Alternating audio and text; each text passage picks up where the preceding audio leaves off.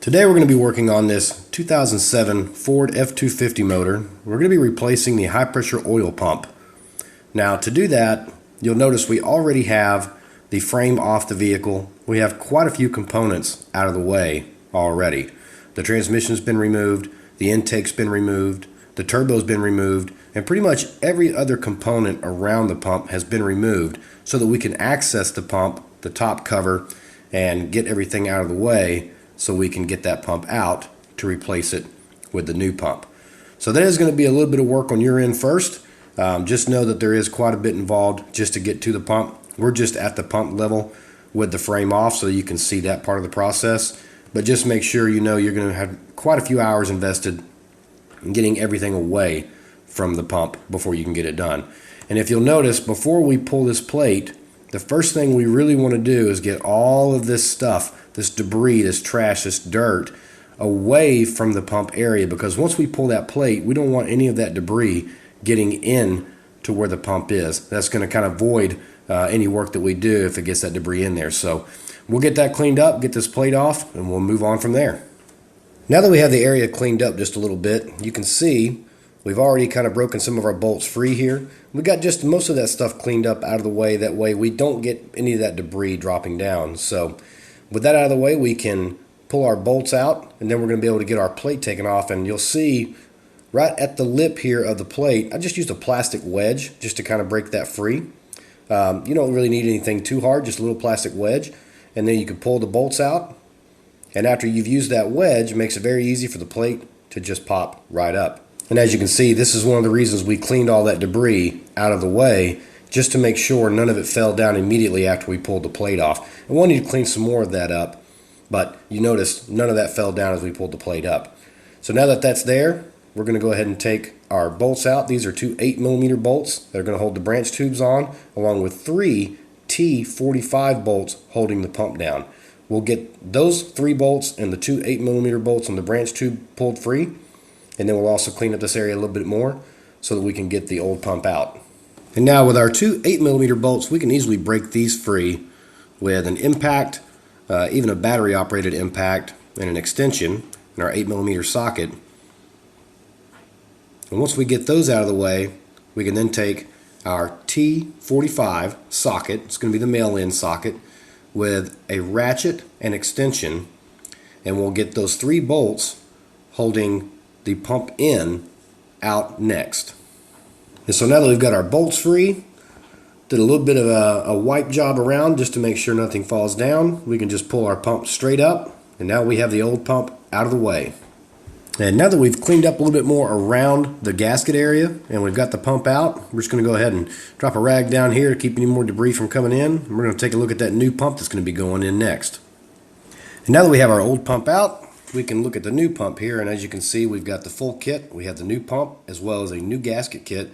And you want to make sure you use the entire gasket kit. Remember, this is a high pressure oil pump system, so we don't want to have any leaks or any leak back whatsoever. So make sure you use the entire kit. All the bolts, all the seals, all the O-rings. And then also in the kit, you're going to have a new IPR screen. So if you're not replacing the IPR, at least replace that IPR screen that comes included with the kit. Again, one thing is most important is keeping that pressure high.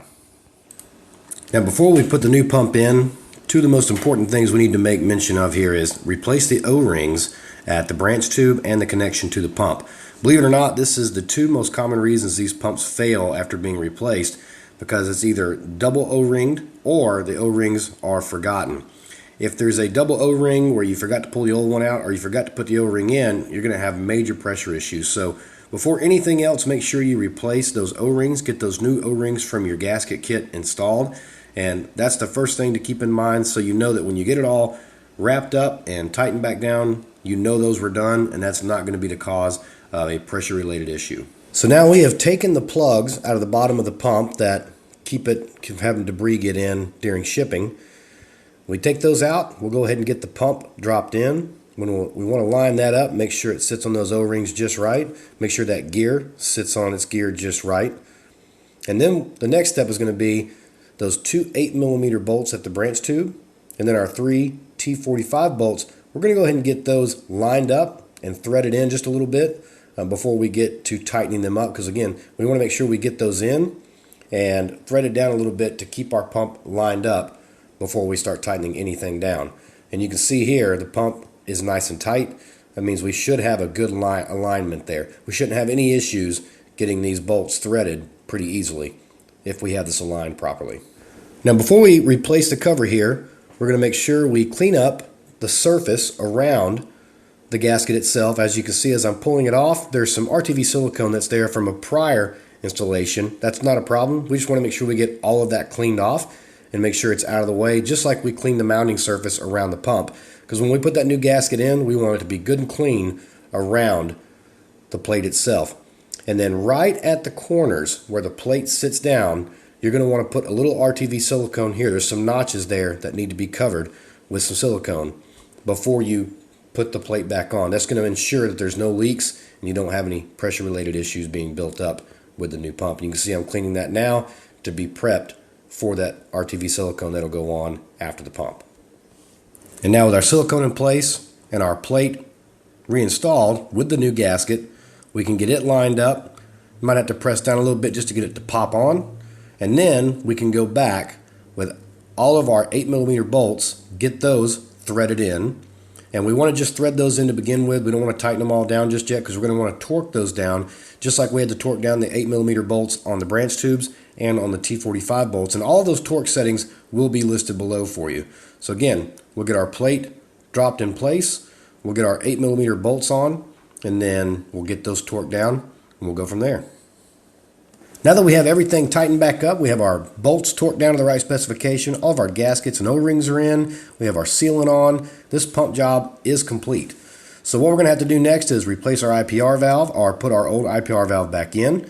We're going to go ahead and put everything back together we took apart, which again is going to include the transmission, it's going to be the intake, it's going to be the turbo, and then also get the frame back on, or the body back on.